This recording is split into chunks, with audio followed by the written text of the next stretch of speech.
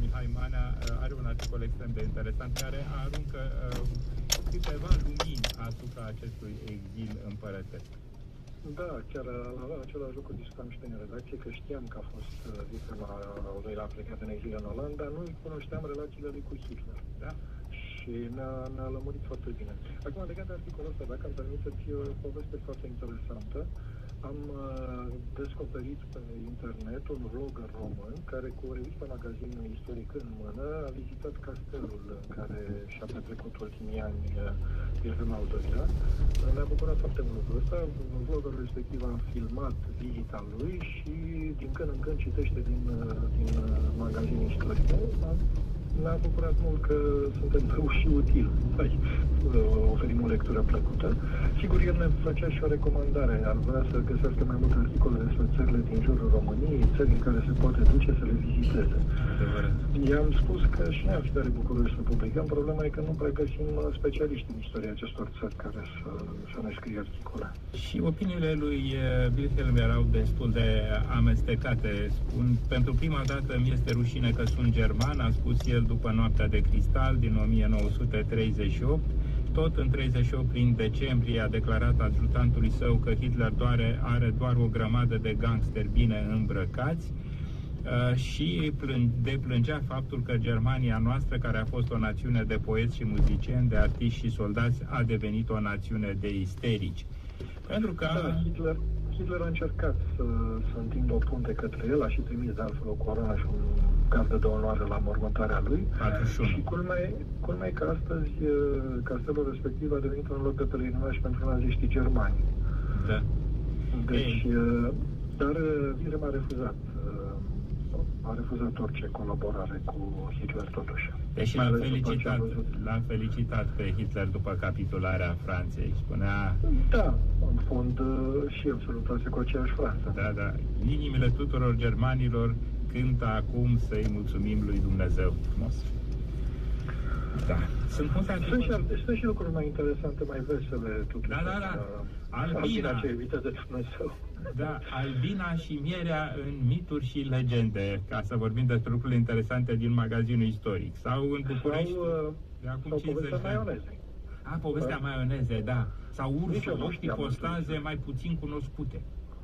Da, e o serie pe care colega noastră Teo Stanciu a început-o și sperăm să continue, povești cu animale în istorie. Da. Aflăm că în 1968 venea un frig puternic peste București în februarie și se desfășurau jocurile de la Grenoble, unde România cucerea o primă medalie de aur la bob.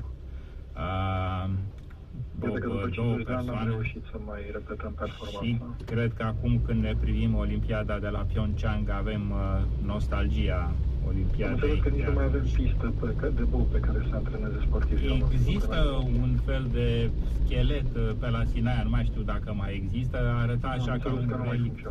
Nu, de funcționat sigur nu mai funcționează, dar arăta ca un schelet așa.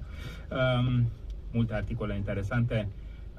Din păcate nu mai avem timp, dar din fericire avem revista și putem să le citim acolo. Mulțumim. Și vă mulțumesc mult. Noi mulțumim, domnule Dorin Matei, și vă mai așteptăm. La revedere. La revedere.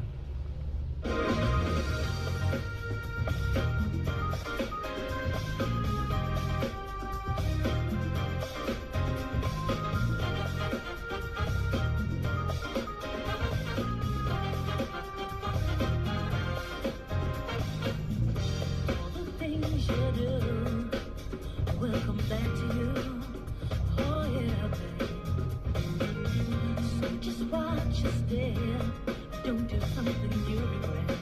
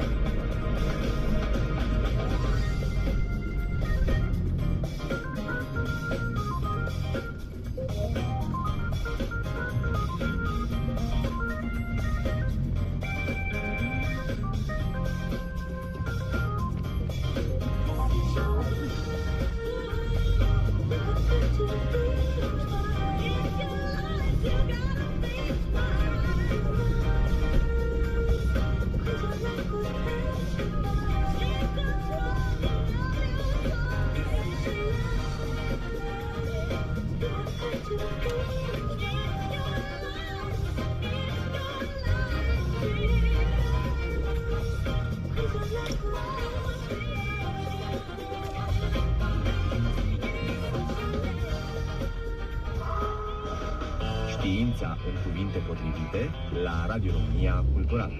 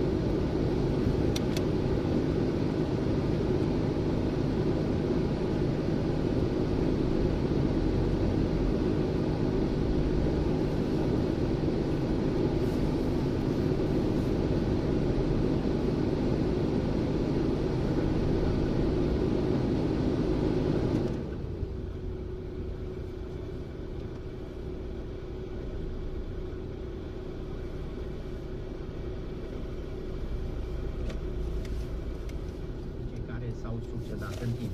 Există însă mai de